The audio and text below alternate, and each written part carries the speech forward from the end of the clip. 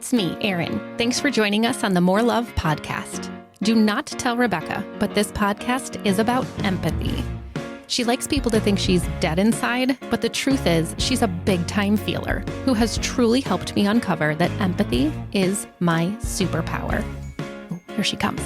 Hey, bestie. Hi, love. What are you doing? Oh, just getting ready to host a podcast. A podcast? About what? Life. Our life as best friends, who are more like sisters.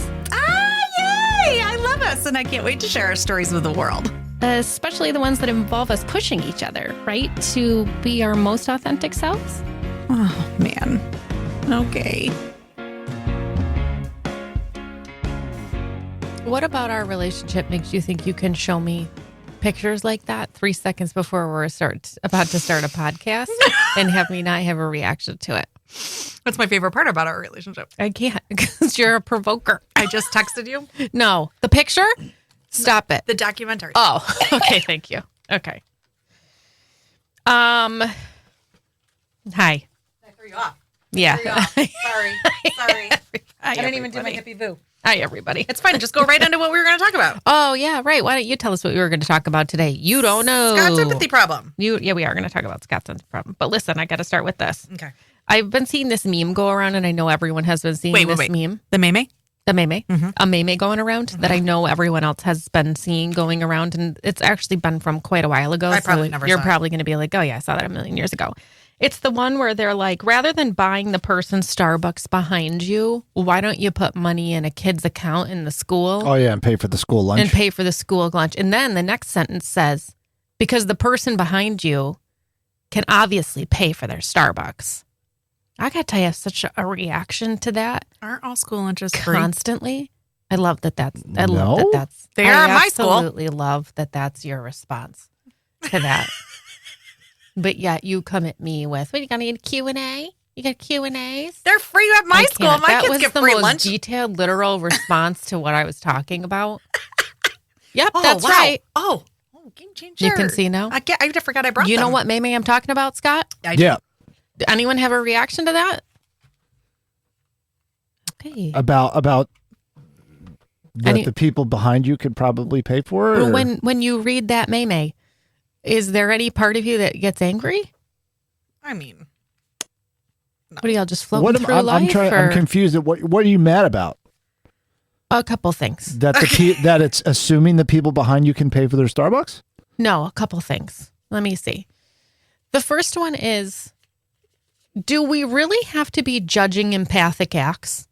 There's really not enough empathy to go around. Why do we need to shame people who were trying to do something nice by buying the person Starbucks behind them from now feeling like the minute that you've done that you actually haven't done enough of a charitable act, you stupid asshole who's or you chose the wrong one. Right. Because we are even judging empathy at this point. That makes me really mad, number one. Okay. My other thought was, why do we have to give an alternative empathic act?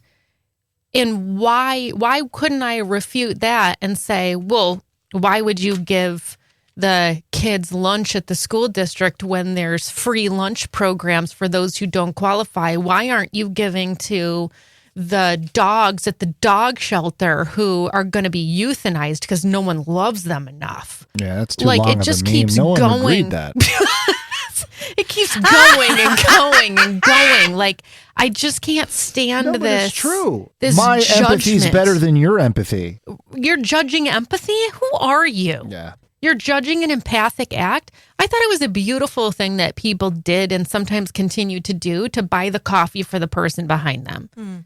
You know, sometimes you get really stuck, like it's a van behind you and it's 16 people and they all order breakfast and you're like, uh-oh, that didn't go well. Right? So it's funny you say that, because this coffee yesterday, I went through the drive-thru and got it, and she was taking a really long time to take my payment. Mm-hmm. And she's like, so we have a semi-problem. I'm like, what? She's like, the car, somehow the computer glitched and the car in front of you paid for your drink, so you have to pay for his. And it was only like $1 that I had to pay for his.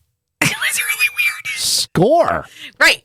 I have so many feelings about that. Right? No, I don't need to pay for the car in front of me or behind me. Yeah, the first thing I thought is, well, I said, how much is it? And she goes, well, you lucked out. His was only $1. Yeah, but that doesn't. No, That's just not how it works. Because you have a computer glitch doesn't mean I'm paying someone else's. And how did the car in front of me pay for mine? Right. Right. And In front of me. why didn't he ask any questions? Right. That means that mine's free and you're out $1. Thank you. Right. So How anyway, about that empathy? it's funny you brought How that up about because that just happened. I'm like, so weird. But I struggle every time I see that. And it starts with rather than buying the person Starbucks behind you. Mm-hmm. And I'm like, stop there. If you want to buy the person Starbucks behind you, more power to you. Beautiful. And then see, so what if it's not Starbucks? What if it's something else? What if it's Burger King meal? What if it's does it matter? We're using Starbucks because it's this like elitist coffee shop? Like we're also implying that like the person behind you obviously can pay for their Starbucks. You know, Yeah. Instead of buying the Sephora gift for someone behind, it's like, what? Come on. Right.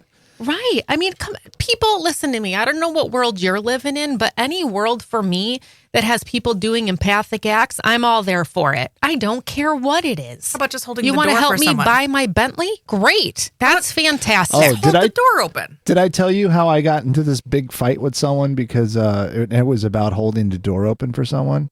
No. Yeah, it turned into this whole like thing against chivalry and how men treat women, and I was like, I'm just holding the door open for someone, and it doesn't matter if it's a woman or a guy, or I'm just being kind. Mm-hmm.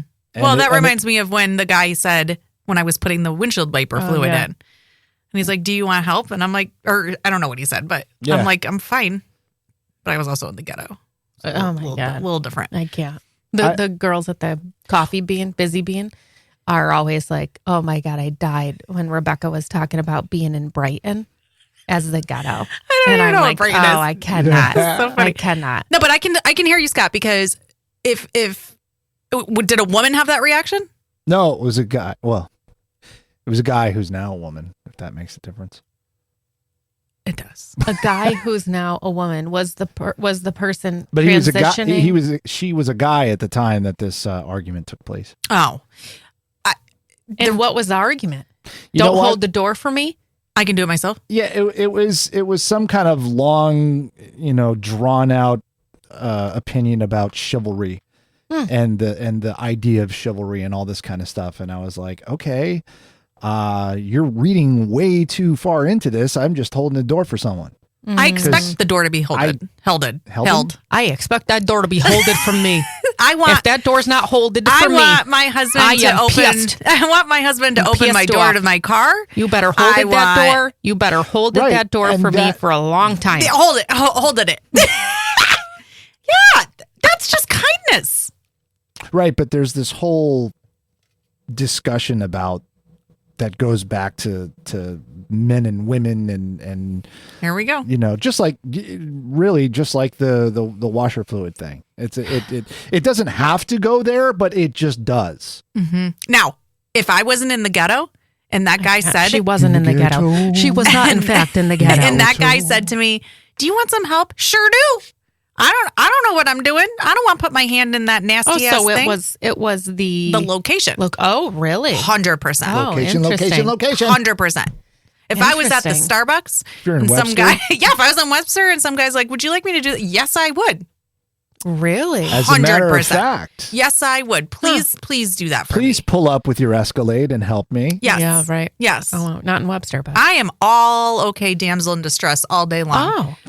Just not when we're in Brighton. not when we're in the ghetto. Listen, I can't do this. So can you do it for Mark me? and I, for his birthday, we went to a Red Wings game, and it was expected to sprinkle during the Red Wings game. And I had gotten us really nice seats because, it was like $10. They were like $12. And they were really on the first base side, and they were really, really nice seats. And so the usher walked us to our seats and then took a towel and wiped our seats off for us.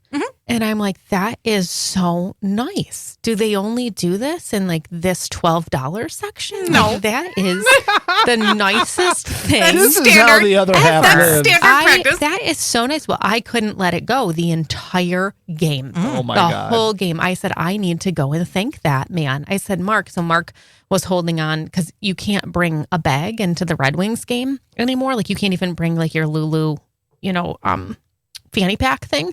It has to be clear or whatever. Well, I didn't have that. So I had given Mark my wallet to keep. So he was holding on to it. I said, could you please give me $3? And he's like, for what?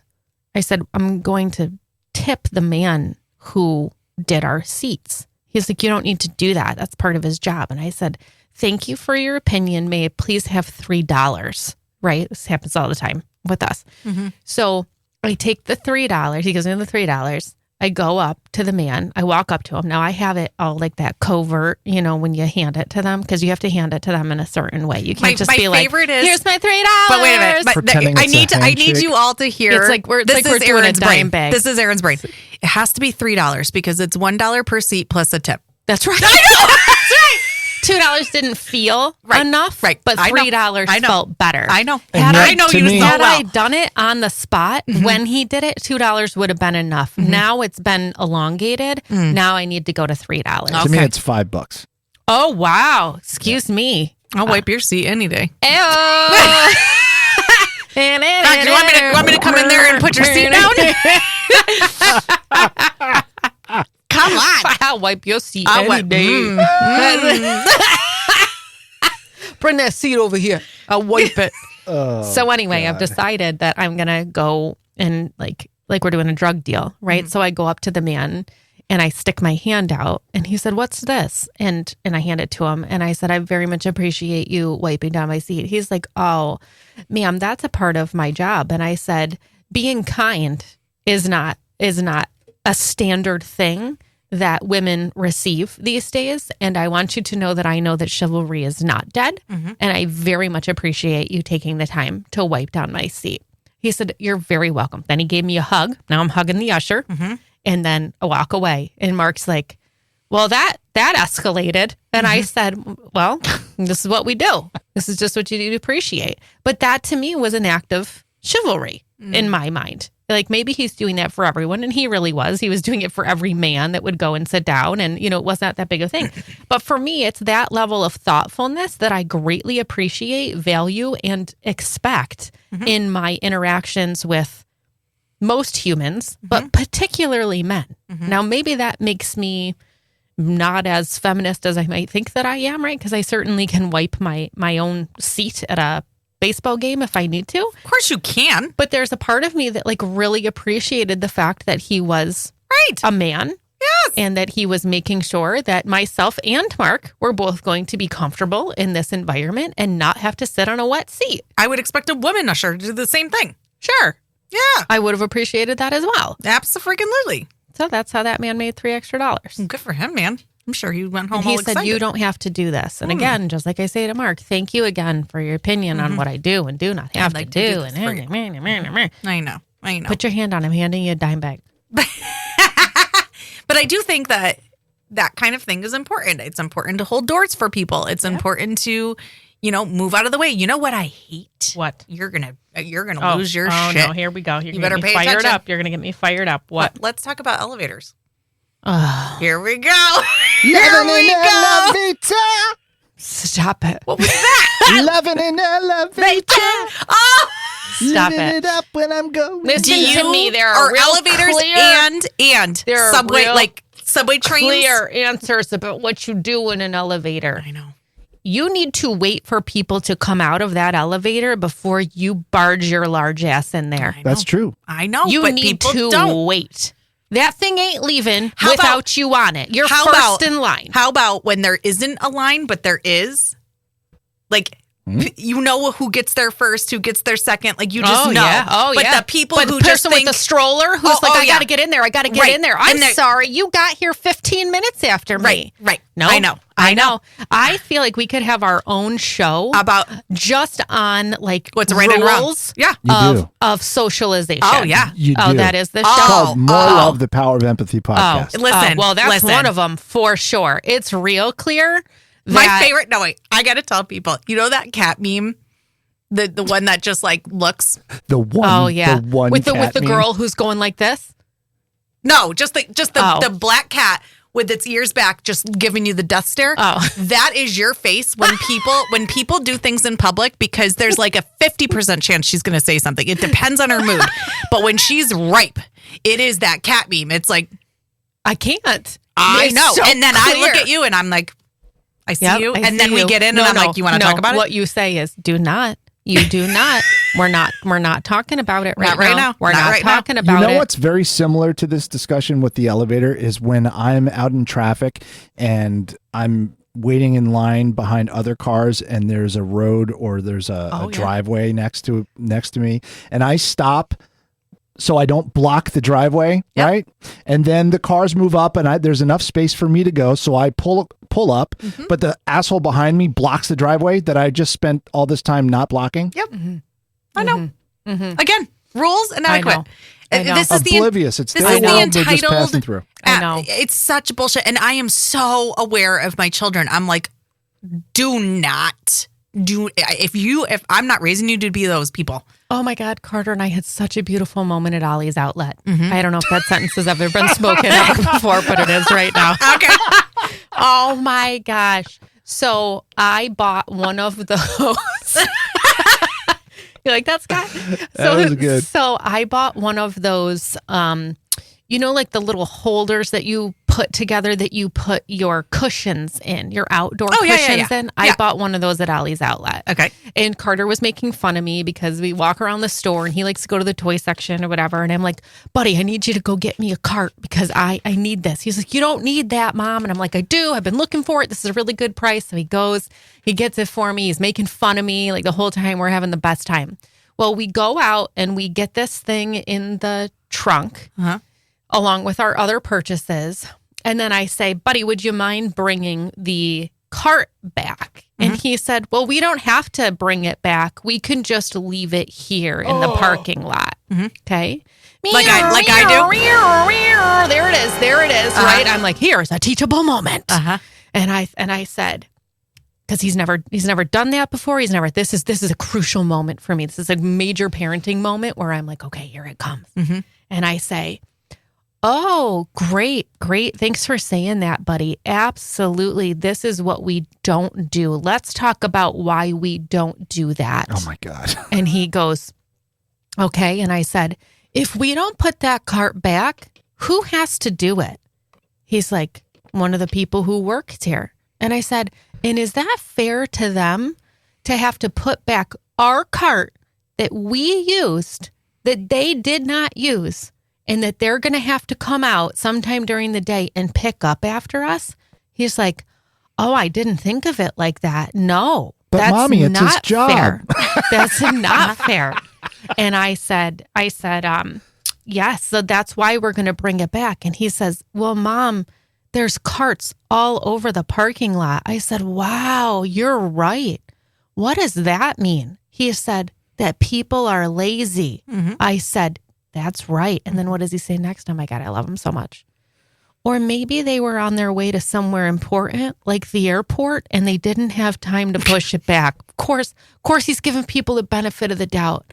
So I say, it's very possible, but I don't think all of these people were headed to the airport and didn't have time. And also, they should have thought about that before, because we shouldn't be cutting it that close to go to the airport. He's like, that's a good point. He said, why don't we pick up everyone's cart and bring it back? And I'm like, oh, yes. Now, do I want to pick up these people's carts? No, I do not. But you know that a lesson is a lesson for me.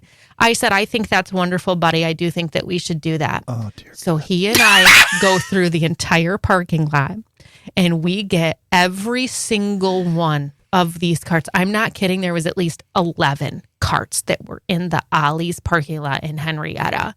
And we push them all back. He's doing his, I'm doing mine. And then there's this one area over here where there's 3 carts that are in our row. Now, at this point, he and I are both done with cart pickup duty. You can tell we're both done with it. And I think to myself, he's going to point out those 3 carts. He's going to say, Mom, there's 3 more over here. And I don't really want to do those. So I'm going to use this as a great boundary setting moment. So sure as shit, he goes, do you see these over here, Mom? There's 3 left. And I said, there are, Carter. And do you think that we've done more than our fair share of cart picking up today? And he said, yes. And I said, I do too. So we can leave those out here. And then maybe someone else who thinks like we do will pick those carts up. But I think we've done enough for today. I think we've done our good deed. Gets in the car. It was such a beautiful moment.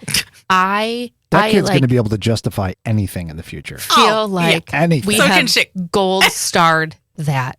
We gold starred it. It was this really beautiful moment of entitlement that switched to thinking about other people's feelings, that moved into action, that then set a boundary.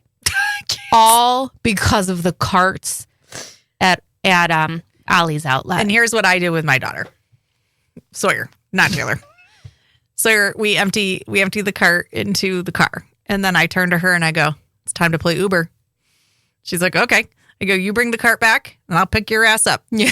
So she brings the cart back. She has to wait there. I drive around. I roll down the window. I'm like, "What's your pin?" Then she gets in the back. I'm like, "Do you want the air on or the music? Anything? Where are we going?" That's great too. Then we play Uber on the way home. That's good. You're teaching her how to handle Uber when she does get old enough to use an Uber.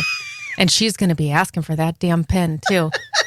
What's your pin? My name is not good enough. Yep. These are all important lessons. But to be fair, we only shop at Aldi, which means you need to get your quarterback. Yeah, you got to get your own quarterback. Otherwise, you'd be leaving that car right in the damn parking lot like everyone else. All those other entitled bastards. Never do that. What? Leave the car or get the quarterback? Yeah, that's right, because you're a decent human, Scott. I always park next to the cart return thing. Yeah. So that I could just pop it right in there. But if for some reason I decide to park closer, I'll return the cart right to the... Yeah. Oh my God. I have John Halligan in the back of my head every time I go to Wegmans. If I am parked closer to the store than I am parked closer to that you bring it back to the... You bring it back into the store. Yeah. Because I hear him so clearly saying to me, why would I bring it to the Carol to make work for someone else when I'm just closer to the store to bring it in? Now, literal me feels weird. I'm all done with the store. I've done what I needed to do at the store. I don't need to go back into the store to return my cart. So it's actually takes me out of my routine a little bit to go back in and drop my cart off, but I still do it because John Halligan's on my shoulder. Here's a scenario. Tell me how you feel about this. Okay. After you go through the airport security with the buckets. Yep. Oh. There's a clear answer here too, folks. Listen to me. There is a clear answer here. You go through and you put all your stuff in those buckets. It goes through and you are welcome to wait behind. You do not need to wait right next to the conveyor belt. I promise you your stuff is coming out. I promise you that no one's trying to steal your book bag, right? You're fine. So you wait back and you wait until you see your stuff come through. As soon as it starts to come through on the conveyor belt, still not the time to walk up to it. Why? Because it needs to come further down the conveyor belt.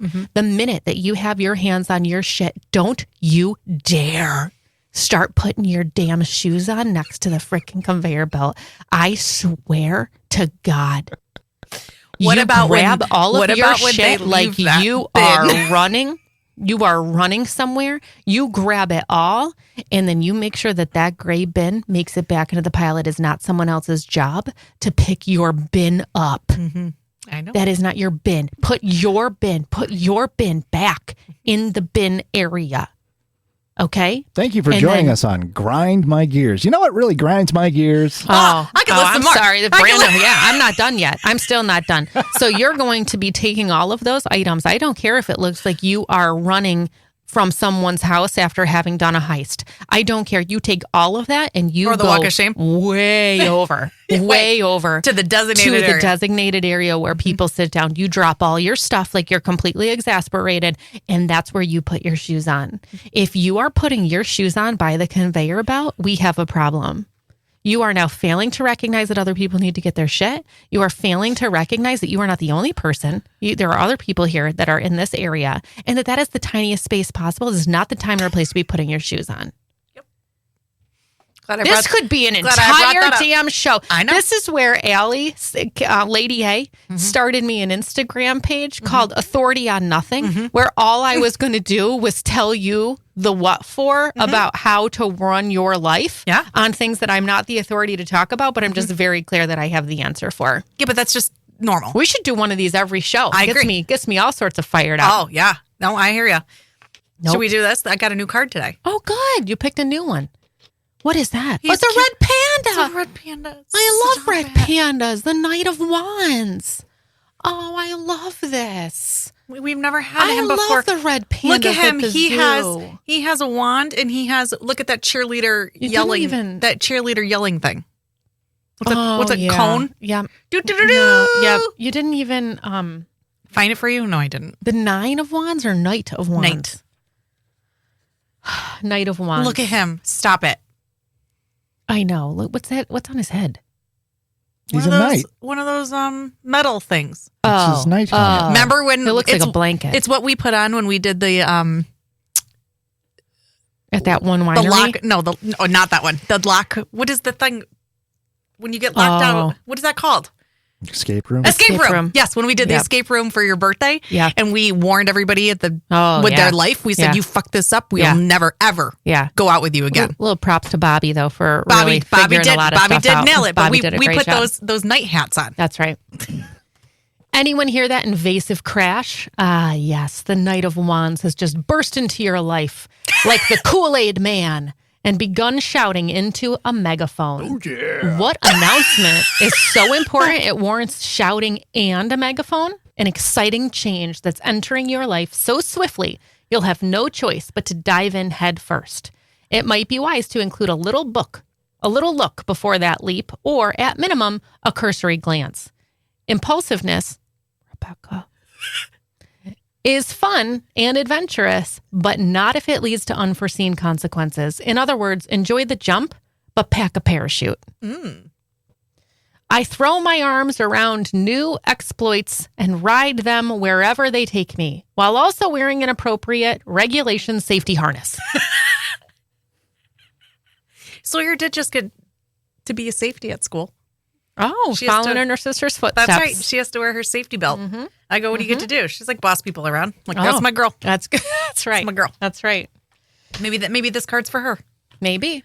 Scott, we have these like new things that happen now. It's basically called Scott's empathy problem. Apparently you have a lot of empathy problems because we have enough episodes to talk about it.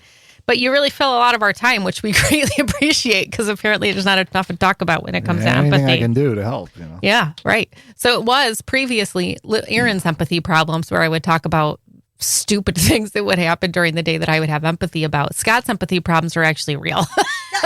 Real things that come up. I love that. So Scott had an empathy problem a couple of weeks ago, and the gist of the empathy problem, I'm going to read this. I'm sorry. I forgot to light up... Oh, a smell? Pearly gates. This is the empathy problem that's been said resolved. Yes. Okay. Right? Yes. It's been resolved? It's been fully resolved. Oh, I can't wait to hear the full circle. Amicably and gratefully and happily. Oh, See? wow. See? Okay, because there was a little bit of a suspense there. Yeah, well, for some of you who didn't know how it was going to end, but I was very clear how it was going to end and told Scott how it was going to end. Oh, and you managed it. It ended that way. And then I said, see, that's great. That's great. Yes. Surprise. Wow, I'm so surprised. So the comment that you had said, Scott, was, how can someone disallow someone else from having power over them? And I think the gist associated with this is when going into some type of conversation or situation with someone else that you have convinced yourself or you feel you are, I don't want to say inferior to, because I wouldn't say that in this situation, Scott, you felt inferior to this person, but you did feel that this person was using some skills that they had in conversation to throw their weight around to essentially make you feel more uncomfortable, to not be able to be your best self. And a lot of what you were struggling in this situation was related to taking some of your power away by that person being more assertive or clear or steadfast in what their response was. Would you say that was accurate? Yeah, pretty much. I mean, Okay. if you imagine that there's a confrontation between two people and it's clear that one of those people is not good at confrontations and the other one is, and that the one that is takes advantage of that situation and says, wow, clearly you're not good at confrontations. So now I'm going to own this situation. Yep. And that was, this whole thing was based on my perception at the time, which was so clouded by stress. Oh, I love that you just said that, Scott. Oh, it's beautiful. Oh, I just felt that through my whole soul. Graduating Perception. to the, Oftentimes that's the You crux said of everybody's perception. Yeah. Yes, that is where it always stems from. And it was so Yeah. clear. So Scott had sent me a very long text message, which I promised to get to. And if any of you who have ever texted me know, it sometimes takes me a really long time to get back on text messages, especially the ones that I know are going to take mental energy, because I want to give it the time and attention it deserves. And then if I don't have the time and attention, I'm like, I'll get back to it. So Scott had written me a really long message that was essentially giving me some insight into this. And it was very clear from me in that initial message, Scott, that you were projecting feelings of fear associated with how this person was responding to you based in your own state of mind, your own experiences that you were having, probably also some past experiences with people who presented in a similar way. Yep. We call that transference. And that it was not necessarily about this person whom I've never had met, but more about your concern associated with who this person would be. And that was ultimately what you came around to at the end, that wasn't really who she was. It was more about your fears of who she was based in those things that were happening for you. oh yeah, totally. So It was not, yeah, she, how did that reconciliation conversation go? Because you were worried about that. I remember you were very couldn't freaking nervous. sleep. I couldn't Yeah. sleep for like a week. Yeah. And the day that it was happening, I was like, my mouth was dry. I was just Yeah. like, I was looking at the clock going, oh my God, this is going to happen. Quick question before you get to that point. Yeah. The part that made you feel that way sounds like it was because she was, what I like to say, a flame in a windless place. Don't get me started with frickin' analogies again. I can't have you go down the frickin' path again. So anyway, she was pretty steadfast in that moment. You were coming at her maybe from a place of chaos. This has to be fixed. This is a problem. We need to talk about this, right? And she met your anxious response with clear, distinct clarity. And that difference is part of what made you uncomfortable, because she was very steadfast in the moment about almost like saying, it seems like you're frazzled right now. It seems like we have to take care of this situation. Now's not the time to take care of the situation. She hit you with short sentences for emphasis. And there was something about that seemed like it really took you off guard. Is that a fair assessment? Yeah, I think so. And then what was it about that? So I think for our listeners, it's helpful to understand, what was it about that clear, distinctive response that had you more in a tizzy than maybe you were even before? I think because at the time I saw that as cockiness. I saw that as some sort of a acting superior to me, as though, well, I'm clearly better in this situation than you are. So I'm going to, portray that and be superior. But it really wasn't. It wasn't that at all. But there were so many things going on at that one particular time that there was no way I could possibly see what was really happening. Like, it was impossible. Have you ever had that experience?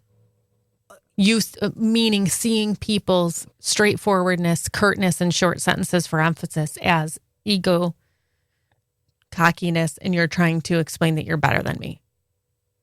Yes, but in different ways. But I've also witnessed it. I've witnessed it as the person who's just the bystander and watched it happen. And your response when that happens is to feel what? Similarly to Scott? It's hard because I can see both sides. Yeah. I can see both sides so easily because I'm like Scott, where it's really hard for me to confront people, and it's really hard to, especially when you're in that moment of distress or this needs to be fixed, and I'm trying my best, and too many things are happening, can come across as scrambled and whatever, and then bombarding what appears to be somebody else in whatever capacity it may be. The person just not seeing you, and trying to, what's the word? Like, not sugarcoat it. That's not the right word. Like, smooth it over and be like, oh yeah. No problem. Right. Like you're hoping that's what you get. But when that doesn't happen, it appears to be potentially, yeah. who the hell are you? When they don't meet you where you're at. Right. They don't meet or your they chaos don't give with you chaos. what you're looking for. Yeah. Right. And then also sometimes it's holding up a mirror. Right. But at the same time, you're just trying to solve that immediate. And I think Scott, one of you said it. The whole situation would have been handled differently if it was a different time and place. Yeah. It just would have been different factors. Yes. Right. Which is why those kinds of things are really important because you just never know. One of the things I kept saying to Scott, because I was really over-identifying with this woman that I had never met, was I would have responded exactly in the same way. I would have met your frazzledness with clear, short, sweet statements. And I would have very much made eye contact. And a lot of that is through trying to bring the situation down into a reasonable, more logical place. Because when we are all in our high level emotion state, work doesn't get done there as well. But just like in that video, many people will see that clear, distinct, and I also will call out what's happening in that moment. You appear frazzled right now, and I see that and I hear that. And also, here's what we're going to do about it. They will see that as arrogance, as ego, as you think you're better than me.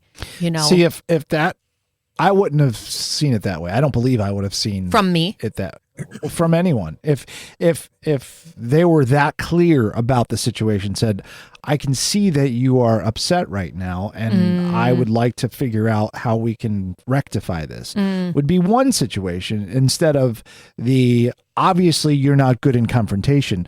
That's condescending in my mind. Was that what it was said?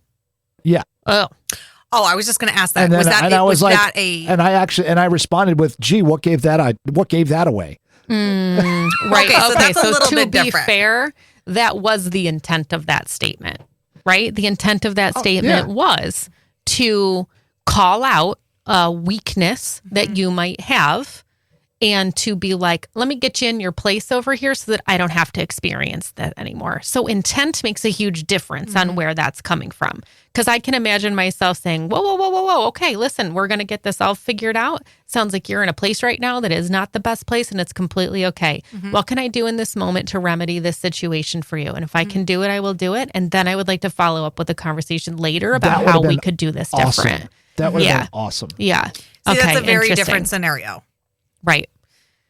But when the response is sort of a cocky, intent to put you in your place kind of place. I don't know anyone. It's kind of like telling someone to calm down. I don't know anyone who responds with like, "Oh my God, yeah, thank you. I didn't know. I didn't know that's what I was supposed to do." And imagine that. All right, so imagine you have a do not disturb sign on your door. Right. And someone knocks on your door and you have to go. Actually, the person doesn't knock on your door. You hear them shouting or yelling or talking outside of your door.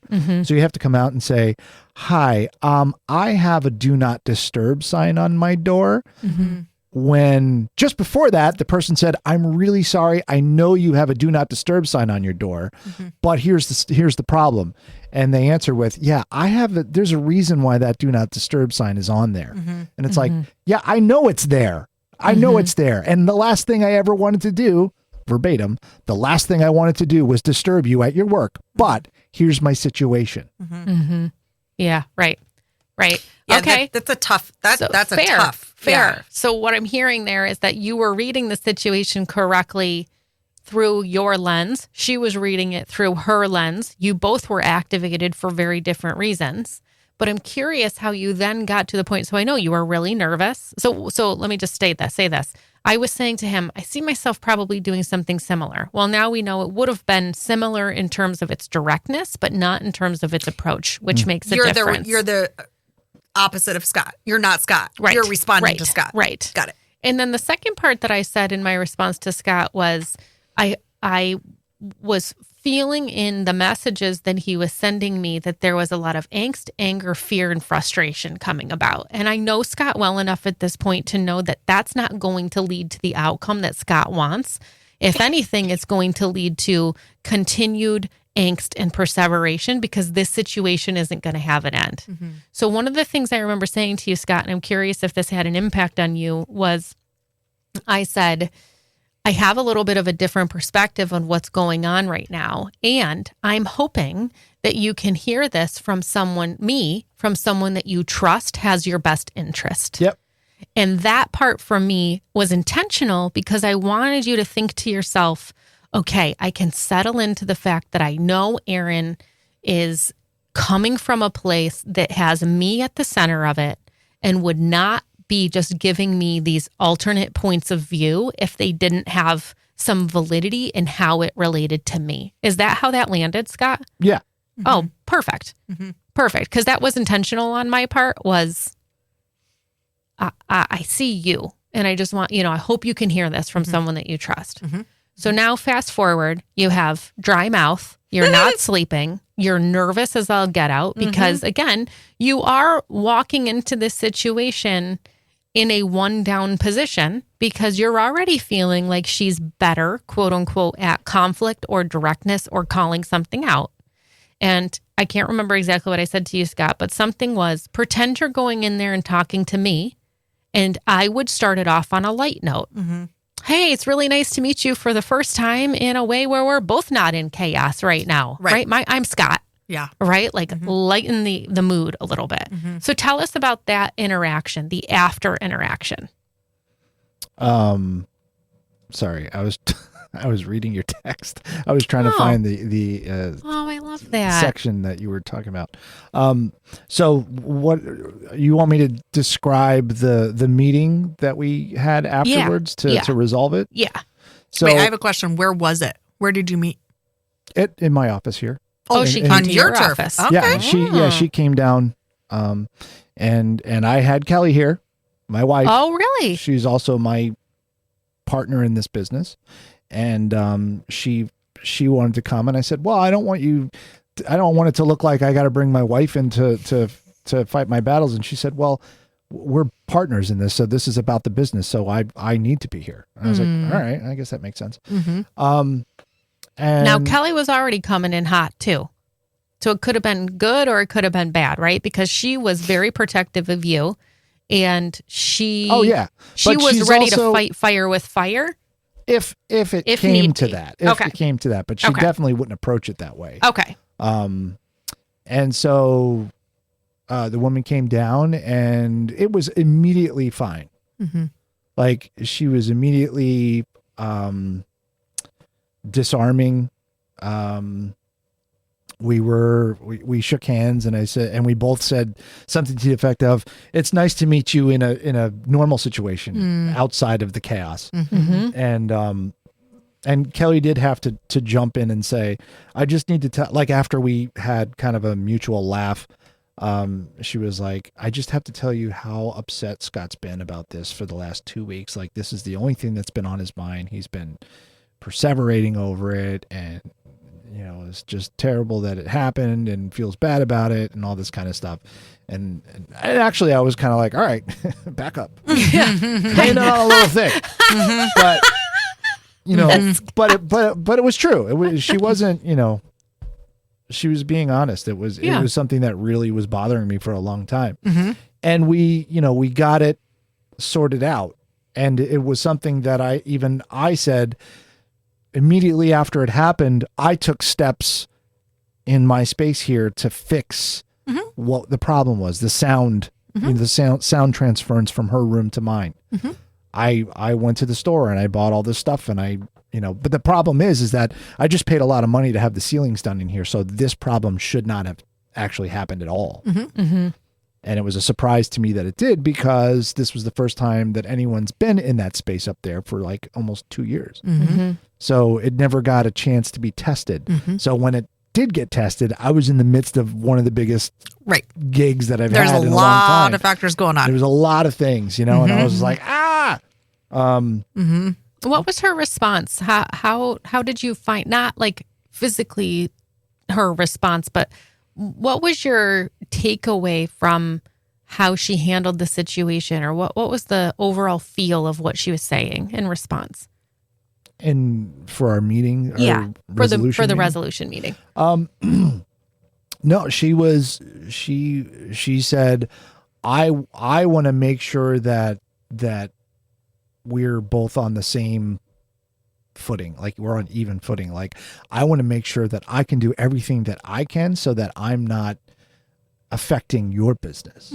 You want to be good neighbors. And it was really from that approach. It was, she approached it very humbly and I was instantly relieved in the first 2 minutes of our conversation to know that everything was going to be okay.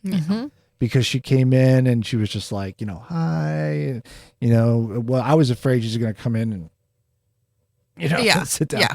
But that wasn't the case. And she said, everybody says how you're such a nice guy. And I saw a different side of you at that moment. And I was like, it's interesting that you say that, because I, in my recollection, didn't think I was being nasty or angry or anything like that. I was just frazzled and I was nervous and I was upset that I had to interrupt you. Right. There's so many components. But how many times has that happened here on the podcast where I've said, God, Scott, are you mad? Scott, are you angry? Scott, what's going on? And you're like, I'm never mad at you guys. It's always, I'm frustrated because the equipment's not working or the video's not correct or I'm not going to be at my best. But I do think it's very common for people to read angst and nervousness as you're annoyed or disappointed or frustrated by how something is going. Just brings up for me this concept of we're only able to perceive what is coming at us from the intensity of what we're receiving in the moment, as well as our past experiences of others who have reacted in a similar way, right? Like, we're only ever operating off of that. That's a really good point, because I'm the type of person who I can get triggered really easily about one thing, but then it's to everything. So like in my family, if I have one thing that happened at work and I can't let it go, I immediately bring it. I mean, I work from home, so I'm still home. I go upstairs, I take it out in the dishes. I start screaming when you ask me a stupid question I don't have time for. I'm like, just stop it, and they didn't do anything. Yeah. They did absolutely nothing. That's such a great point. Your family handles your responsiveness. My family specifically? Beautiful. Oh, yes. Yeah. Handles your responsiveness. If I was your child, or if poor Carter was your child, and you responded the way you typically do, which is very normal and just, it's explosive responsive, right? It would be earth-shattering for the entire day. Oh my God, right? Your kids let that shit roll right off their back and nothing has ever happened. And it's always amazed me. Specifically Sawyer, who has a tendency to be very more sensitive. Very sensitive. Right? And you'll be like, I said, get out to the bus. How many times do I have to tell you? You're going to miss the bus and then I'm not taking you to school. And you're going to have to sit right here all day. Right? And then she's like, Mom, I'm going. Carter would be like, just devastated, right? He might fight back with a little bit of fire. The one time you were at my house, we were all sitting outside and we don't eat till freaking 10 p.m. Yeah. And he comes out and he says to Erin, Mom, when are we going to eat? And I looked at him and I go, we're going to eat when the food's on the table. Oh, Go yeah. play. Yeah, he's still probably is having psychological trauma associated with that. What do you mean? Because no one's ever talked to him. Don't ask me when we're going to eat. We eat when the food's on the table. But do you remember the look he gave Yeah, you? he just looked at me and then he walked away. And I'm like, that's right. Right. I'll call you when it's time to eat. He was like, but again, these are we're these going to are talk about that in established therapy this week. but again, I forget that these are established things in my household. Like my daughters know we aren't stopping. Sawyer's she's snack queen, right? She also knows in my family we don't stop, we don't eat, we don't like if we're on a road trip or if it's dinner time around soccer practice or whatever, like quote unquote dinner time, like normal people eat. Mm-hmm. They know, don't ask mom or dad. Don't say I'm hungry because we'll give you the look like, not my problem. Right. She has umpteenth snacks in her purse, she's always prepared. Oh, right. Because she knows we're not stopping. She's also wearing Depends because she knows you're not going to stop, go to the bathroom so either. I'm dying because we went to Boston over the weekend. 6-hour trip. At one point, I'm feeling a little like under my seat. And I turn around and I look at her and she just goes, I go, you got to go to the bathroom, don't you? She's like, I really do. Yeah, I really do. She wasn't even going to ask. No. I look at Philip, I go, we got to stop. He's like, we're not stopping. I go, yeah, we are. I'm the only one who can really get him to stop. But we're timed. Yeah. In, out. I know. Jeez. But I'm telling you. It's military. I'm telling you, but your family is so well equipped to be able to handle your mood. Very much. Your Very moods, much. your responses. Very much. Whereas same with my kid, same way. So talk about family dynamics, mm-hmm. My kid will say, why are you being so strict right now? Oh, no. And I'll say, well, hang on a minute. Let me think about that. Mm-hmm. And then I'll literally take a minute to figure it out. And if it's from work, I'll say it's from work. If it's right, lately it's been because I notice myself saying things over and over and over to you and I'm getting frustrated that it's just not happening. Mm-hmm. And he will now say, I can understand that. Mm-hmm. And can you tell me one more time the things that I need to do? And I will tell him and he'll find his own little strategy of what he needs to do. And then he will go up and do it because he doesn't want me to use the strict voice. And he will say out loud, why are you being so strict? Why are you being so, direct, right? Because that's our little cue for, I don't like that your personality shift is off, right? So it's so fascinating to me that the dynamics upon which is in our families is so like representative of the little personalities that you have there and then how you've conditioned them to be in those situations, right? Right, but again, it's because it's been so long. Correct. But if you don't know that, right, it can come across as X, Y, and Z. Right. It's funny. It's even Philip will give me a look. Like if I have a reaction that's not a normal reaction, if Philip will give me a look and Taylor won't even look up from her phone. She'll be like, Mom had a bad day at work. Yeah. Yes. They just know the idiosyncrasies and Philip go, oh, okay. And I'll be like, sorry. You caught me off guard. I was trying to wrap this up so I can put it to bed. Yep. And I'm also not good. I'm good at multitasking, but I'm not good at that. So if I get derailed when I'm trying to finish something that I need to finish, then I get angry and thrown off. And I'm like, you can't. You can't. I've had stupid to little things. Find ways of communicating that because I'm very much a zone worker as well. When I am in the zone, you cannot talk to me about something else because it's going to come across as you are highly annoying. Right. I need you to figure your own stuff out right now. Right in this moment. Give me a couple of minutes. And then for me, it's harder to transition. Yeah. So, I will have finished the thing that I needed to do. And now I need 30 minutes to decompress on my own while I'm doing dishes or, doing whatever. Mm-hmm. But again, re-regulate. Yeah. Re-regulate. Right. Yeah. Right.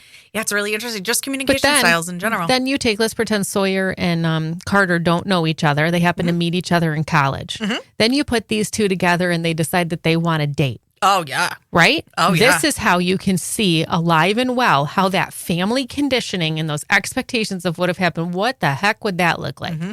Now, if they didn't know each other, right, and they come together for the very first time and Sawyer's used to direct, clear, sarcastic, motivational, right? Right. And Carter is used to I've noticed your feelings have changed. Could we talk about that? I know. Right? How if we don't talk about that or engage with that before we are in relationships with other people, well, good night, Irene. I know. We are not in a good place. No, it's right. It's so true. Right. It's so But who talks about true. that? Nobody talks about that. Nobody talks thinks about that. And that's the other thing. Like when I yell at you, it's not because you're in trouble or I'm angry or whatever. That's just my reaction. Right. I Like know. my kids don't look at me and think I'm in trouble. My mom's yelling. Right. In it's fact, they're like, exactly she's what just I'm talking saying. to me. Yeah. Right. They're just, oh yeah, mom's spouting off. She's mad again. Right. Whereas when I raise my voice and I'm yelling, Right. everyone in that house is real clear there's an issue. Yes. Because that is never my go-to. Right. Right. And then they're all listening and then they're like, oh shit, Yeah. we pissed mom off Right. real bad. Right. Right.